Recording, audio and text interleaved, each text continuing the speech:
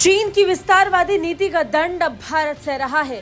चीन द्वारा लगाई गई म्यांमार में आग की लपटें भारत पहुंच रही है। खबर है कि म्यांमार में सेना और विद्रोही गुटों के युद्ध के बीच 300 म्यांमार सैनिक भारत में घुस आए हैं। असम राइफल्स अर्धसैनिक बल के एक अधिकारी ने एएफपी को बताया कि कुल 276 सैनिक अपने हथियार और गोला बारूद लेकर बोंदुक बंगसोरा गांव पहुंचे हैं। नाम न बताने की शर्त पर अधिकारी ने बताया कि हमने उन्हें अपने शिविर में आश्रय दिया है। उन्होंने कहा कि आने वाले सैनिकों को सभी आवश्यक सहायता दी गई है।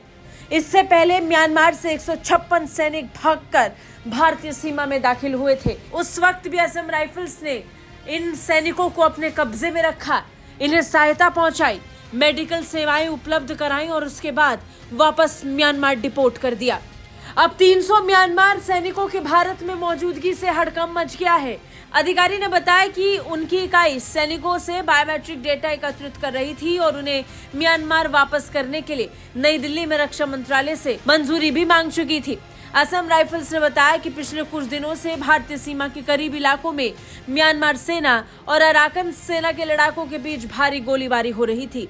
स्थानीय मीडिया रिपोर्ट्स की माने तो नवंबर में युद्ध विराम समाप्त होने के बाद से सैकड़ों म्यांमार सैनिक लड़ाई से बचने के लिए भारत भाग आए थे। इस संघर्ष से पीछे हटने वाले सैनिकों को इकट्ठा करने और वापस लाने के लिए म्यांमार के 2 सैन्य विमान मिजोरम राज्य की राजधानी आइजोल भी पहुंचे। अब सवाल ये कि इतनी आसानी से म्यांमार शरणार्थी भारतीय बॉर्डर कैसे पार कर रहे हैं। दरअसल भारत और म्यांमार की सीमा से इधर उधर जाना आसान है। बॉर्डर के दोनों तरफ कुछ इलाके तक छूट दी गई है। ऐसे में म्यांमार से लोग आसानी से भारत पहुंच जाते हैं। साथ ही म्यांमार के चिन और मिजोरम के मिजो लोगों के बीच अच्छे रिश्ते भी हैं। ये अपने आप को एक दूसरे के पूर्वज मानते और यही कारण है कि चीन विस्थापितों लोगों को मिजोरम में सहयोग मिलता है। अब बात जलते म्यांमार की करें तो इस आग को चिंगारी चीन ने ही लगाई है। ऐसा माना जाता है कि म्यांमार में जुंटा सेना को समर्थन देकर चीन ने ही म्यांमार में तख्ता पलट कराया ताकि वो बंगाल की खाड़ी तक अपना रास्ता साफ कर सके। यानी चीन के समर्थन से फरवरी 2021 में म्यांमार में सेना ने लोकतांत्रिक सरकार को हटा दिया था। वहां स्टेट काउंसलर आंग सान सूची की और राष्ट्रपति विन मिंट समेत कई नेताओं को गिरफ्तार कर लिया गया और अब म्यांमार में गृह युद्ध की स्थिति है, जिसके कारण बड़ी संख्या में लोग विस्थापित हुए हैं।